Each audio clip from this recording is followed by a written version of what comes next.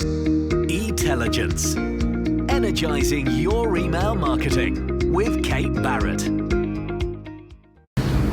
Hi, and welcome to another episode of E-telligence. Today is our monthly E-telligence Brand Spotlight, and it's my absolute pleasure to be joined by Emma Haskell from Vision Direct. So Emma has worked at Vision Direct for 7 years. We couldn't believe that, could we, right? And she's head of customer retention. So welcome, Emma. Thank you for joining me. Thanks for having me, Kate. I'm very excited to be here. Excellent. So come on, tell the audience, how did you get into email? So a lot of us kind of just randomly fall into working in email marketing. Yeah. How did it happen for you? I guess actually it's sort of similar to that. So originally I wasn't really looking for a marketing role in particular, but yeah, I fell into it as a marketing assistant for Get Lenses, and then I was looking after kind of the weekly emails, but alongside the e-commerce marketing manager at the time. So my role was a bit more varied in terms of channels of marketing that I dealt with in comparison to today,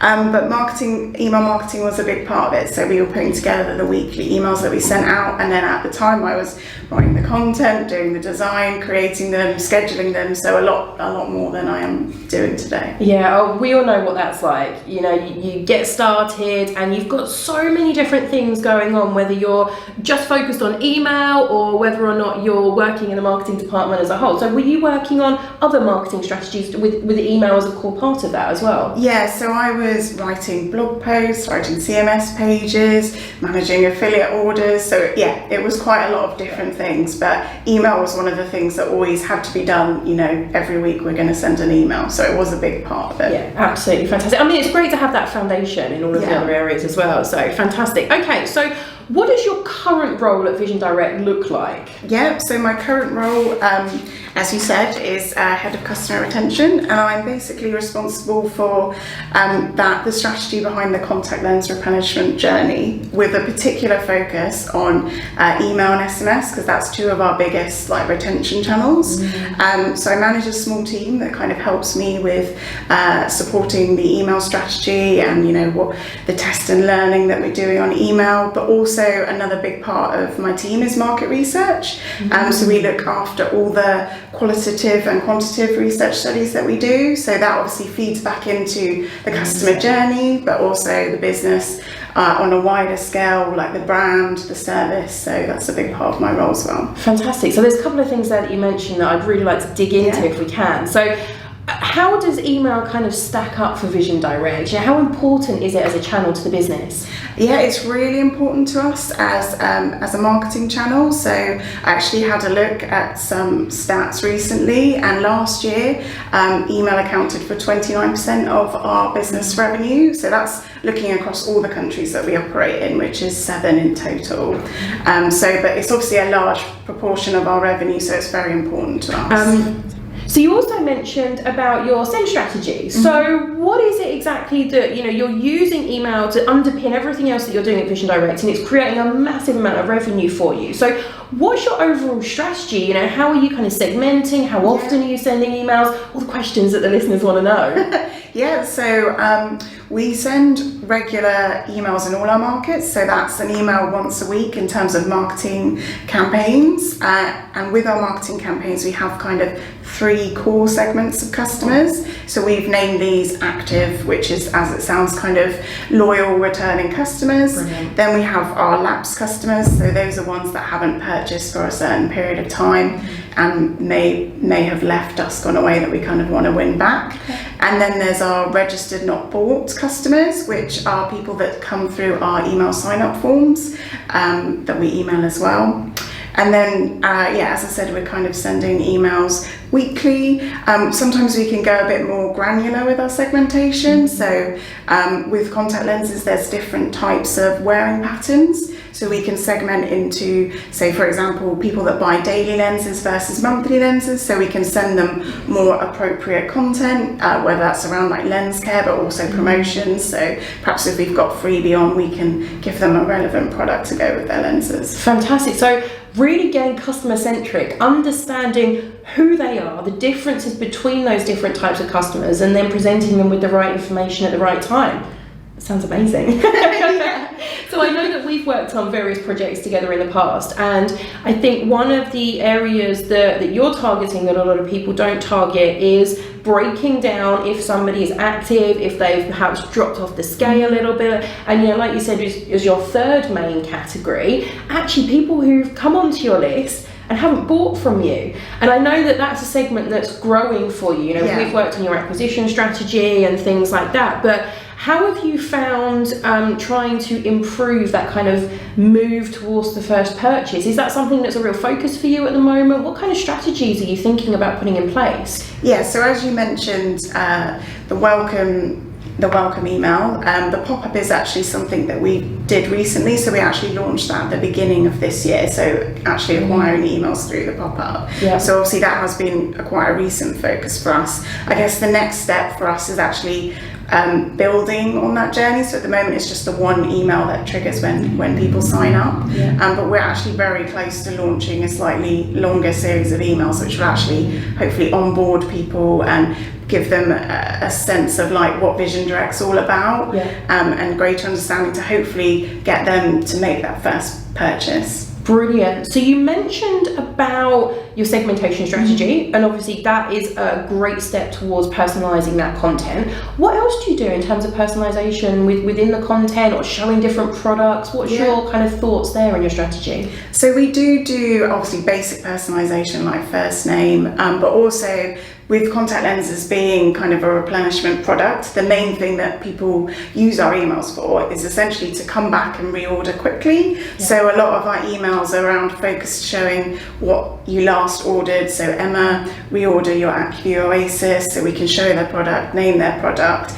So that's quite a lot of our personalization, but also we worked with Fresh Relevance, and we've implemented product blocks, so product upsell blocks, which show down to a customer level, like which products you've recently browsed or purchased, and we found them to be really effective as well. So when we did a split test against just kind of a manual product block that we'd created, and we saw, I think it was a 557% click increase on having the really personalized product block. So they definitely worked for us. Yeah, brilliant. And I think having a company, so Vision Direct sells, we probably missed this out on the beginning, but sell contact lenses and associated products. So it's not like it's an impulse purchase necessarily. It's something that's quite considered. You've got to go and get a prescription for contact lenses. You will probably look at the market as to what types of contact lenses are out there. And I know that your customers are quite price driven. So the more you can personalize that content, it's obviously working to say to them, hey, here's something that is specific for you. And I think a lot of our watchers and our listeners to this episode can really learn a lot from that, and really understanding who are your customers. I know you have your fantastic customer personas, so you know exactly who you're targeting, and if you don't have customer personas in place, then I'll put a link below this episode so that you can go and find out a little bit more about that. But personas is about understanding who they are, and it really sounds like you're using that and using the data that you have to drill that down and match the right product to the right person, and the results you're seeing are amazing. Yeah, definitely. So obviously a lot of the data that we're using at the moment is quite purchase driven. I think we have some challenges with bringing maybe the more emotional side of personas and understanding that, but yeah, it's definitely working, and that's shown from the product block testing that we did, that if you can show a customer a really, really relevant product, they're a lot more likely to engage and click on it than they are with just kind of, these are our top best-selling lenses or our top best-selling solutions. Fantastic. So again, customer-centric, personalised, absolutely love it. So we've talked about that and the gains that you got with that personalised content, or with those personalised content blocks. What's your highest performing campaign? I'm just going to assume that it's probably a triggered and automated campaign, but what would you say is your highest performing campaign, and why do you think it's so high performing? So I had a look recently actually, and it's actually in our French market where we have a triggered welcome email.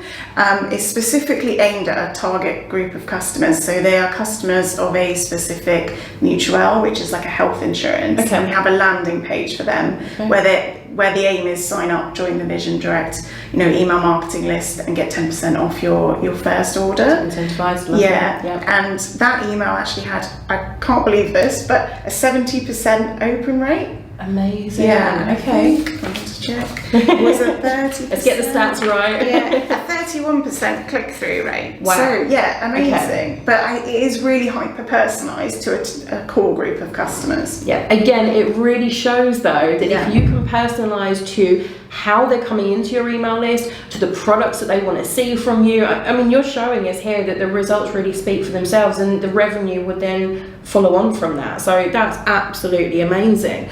So with all of that in mind, what's next on the development list for Vision Direct? I know you've got loads of ideas, loads of things that we've talked about that you want to implement, but what's next and why? Yeah, so the next thing for us is really going to be a win-back campaign. So obviously we do have a lapse segment, but a lot of the campaigns that we send to that segment are very ad hoc. So if we do win-back at the moment, it's just a manual process. But what we'd like to look at is really making that an automated journey. So obviously it's a bit of work now, but in the long run it will be easier, and take less time and resource, and we'll just be able to trigger out a journey when we predict that customer is perhaps lapsing, that we can kind of win them back. So that's next steps for us, as well as launching that welcome journey. Fantastic. So that's a lapsed customer campaign to get them buying again when they get to a point where they haven't come through your auto renewal, they haven't reordered again, to prompt them to come back and buy from you. And is SMS part of that strategy as well? How does SMS fit in with email? Yeah, so we use SMS a lot for reminders to reorder, so in a similar way to email actually. And reminders is again another one of our big triggered campaigns. So at the moment customers have the option to receive a reminder to reorder via email or SMS or both. And a lot of customers do use our SMS reorder or reminder service. So we send them a message saying, would you like to reorder your lenses? You can text yes, and then they would reply and they get their order repeated. I think that it's such a good way to use SMS where, yes, it's marketing, but it's around that personalized, helpful service, and you're linking that in. So, again, having that omni-channel, multi-channel, however you want to kind of term it, across all of the different, and I know you do retargeting with your social media, and you've got fantastic campaigns going on there. So having that cohesive message across all of your channels is really, really important. So you mentioned earlier that you're using Fresh Relevance. So you're using Fresh Relevance to bring in those product blocks, that dynamic personalization in the emails. What else are you using? What other tools are you using to get your email marketing out there? So we're using Dot Digital as our ESP, so that's obviously the main tool that we're using for sending and creating our emails. We're using Fresh Relevance and Google Analytics as well to obviously analyse analytics that are coming through, so we can look at the revenue and transactions associated to them. I think those are the main programs. We also have a return path for certification, so improved delivery, and so that we can monitor our reputation a bit closer. Fantastic. So how have you found that? So Return Path offer a tool where you can see what's going on with your inbox placement rate, and Vision Direct are certified and have been for a long time. So how have you found that and being certified? Yeah, I think it's definitely helped us. I mean, we have a really healthy sender score, and it's good to look at that. But one of the downsides is maybe that we can't look at Gmail, and we know that that's a big proportion of our database. So I'm now looking at, is it Google Postmaster tools? To try and understand that a bit better, because I think about a third of our customer database in the UK anyway use Gmail, so it would be nice if we can monitor that a bit closely. That is a fantastic recommendation. So if you have a large portion of your database that are on Gmail, sign up for Google Postmaster tools. It's absolutely free. If you are a low volume sender, you're not going to see a lot of statistics in there, but for the higher volume senders, you'll see a load of information. It'll give you complaint rates, it will let you know what your reputation's like at Google. the thing is that Google is one of those platforms that is notoriously difficult in terms of deliverability and inbox placement rate. It is highly engagement based, and we'll do another episode about that soon, so look out for that. But one of the things that they don't have is a full feedback loop. So whereas Microsoft, for example, has JMRP, they'll tell you who's pressed that complaint button, that spam button, so that your ESP can remove them from your sends. Gmail don't have that, Google don't have that. So what they do have is Google Postmaster tools, so that you can get an idea of what's going on with your complaint rates, for example, and you can start to make adjustments to your strategies. That's a really great tip, Emma. Thank you for that. Excellent. So you mentioned that you're using .digital. So, kind of what's your favorite thing about that platform? Do you like the way they set up their workflows for automation? What have you found has been your favorite part of that platform? One of the things that I found really useful when I first started in email marketing, we were using a different platform, and what I liked about .mailer is it's very easy to build segments. .digital. Oh, sorry, .digital. We all do this. So .mailer have switched to .digital not long ago. So .digital, we will get that right. Yeah. So what I really enjoy about their platform is just you can do a very complex things, but in a very simple way. So segments are all drag and drop. It's easy to build different groups of rules together, but also the journey builder area that we've just started using a bit more, that's also really intuitive and easy to use. And building emails as well. It's once you've got your template in there, it's not a long process to put an email together. So important to have technology that supports you in what you want to achieve. So we've got return path, fresh relevance, .digital, not .mailer, .digital. So that's brilliant. So Emma, what's your biggest email marketing challenge? Day to day, I know that the listeners and watchers are going to be having their own challenges, but for Vision Direct, if you don't mind sharing, what's your biggest day-to-day challenge with your email marketing program? I would say it's data, and not really a lack of it. We have a lot of data, but data sits in a lot of different places and doesn't necessarily feed into .digital. So sometimes I feel like we get a little bit hung up on, we haven't got this data and we're thinking about doing this strategy. But what I've found is it's kind of easier to focus on what we do have initially, at least as a stepping point, and obviously put together that wish list of what we do want and try and push that through to the wider business. Yeah, I think you're not alone in that. We all struggle with data, getting it in the right place, making sure that it's analysed in the right way so that we can access it, getting the consent or the GDPR stuff, we won't mention that, in terms of actually being able to utilise it. So you're definitely not alone there, but that is a fantastic tip for anyone watching. What you said about just start where you are. Do that analysis, understand what you've got now, but also what you'd like to have, what you need to have going forward in order to fulfill your strategy. But just get started. Don't let that stop you. Do what you can now. Get it scheduled in that your IT team and can pull that new data together for you, but just get started. I love that as a tip. Really very clear. What company's email marketing do you most admire? Is there anyone that you watch and you love getting their emails, and why do you like it so much? I receive a lot of emails, obviously, because I work in email marketing, so I'm always looking. And I did have a look recently, and some of the ones that I liked was Zalando. So that was more in terms of how the email was personalised. So I bought a specific brand of clothing. I quite often receive emails that feature that brand of clothing, or perhaps relevant ones that fit alongside with that. So I like that because it felt quite personalised. Okay, that's cool. So that picks up on what you've purchased or shown interest with them before, but also taking it a little bit outside of that to show you other things you might be interested in that they offer. So, and I think that's a really important point to pick up on. We want personalization. We want to pick up on what you've done before, what you've bought before, the pages you've browsed, the products that you've browsed on the website. But we can't forget that it's also important to inspire people, to let them know that outside of what they've done, connected with that. And that's really where artificial intelligence and machine learning is going, right? It's that prediction of what they might like.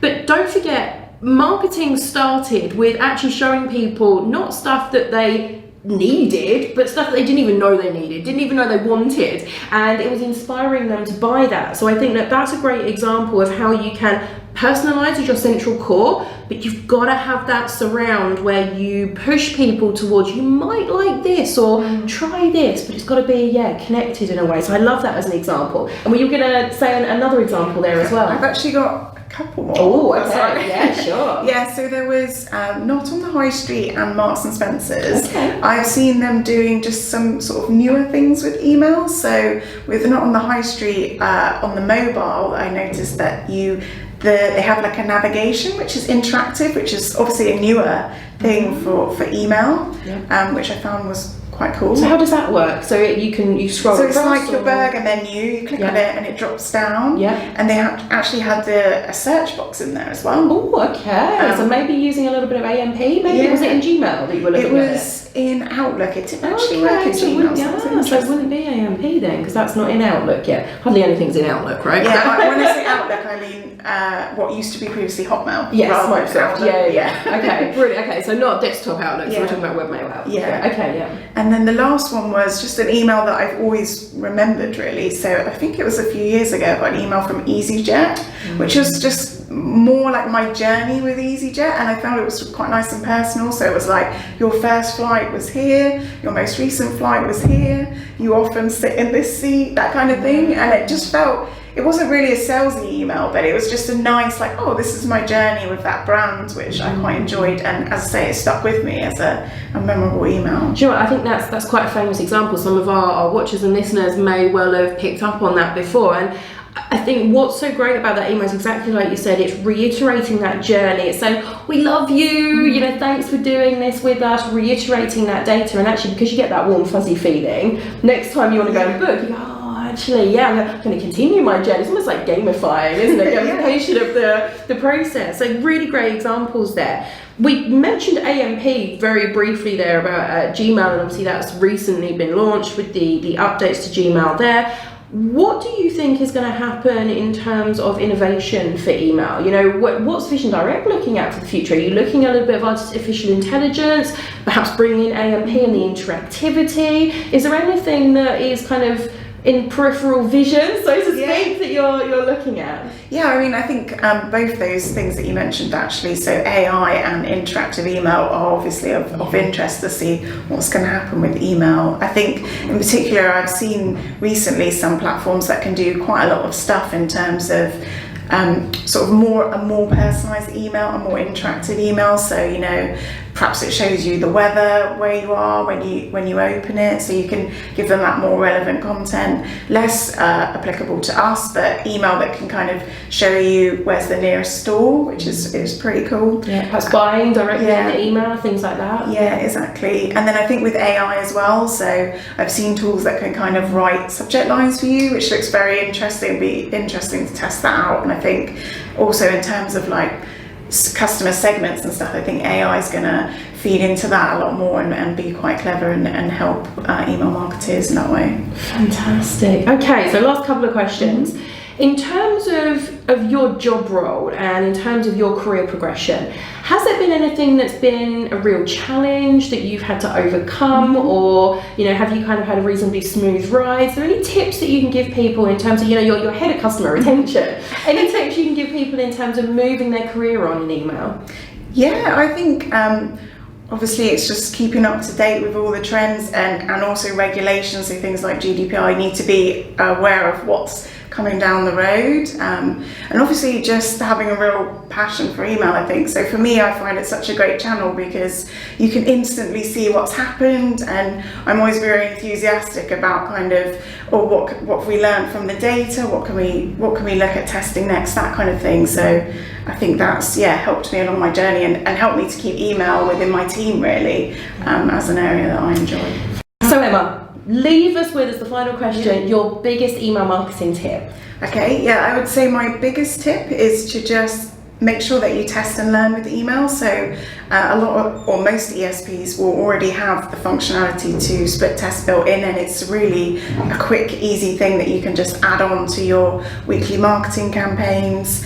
So you can test your subject lines, your content, your call to action buttons, imagery. So that's tests that we've done before.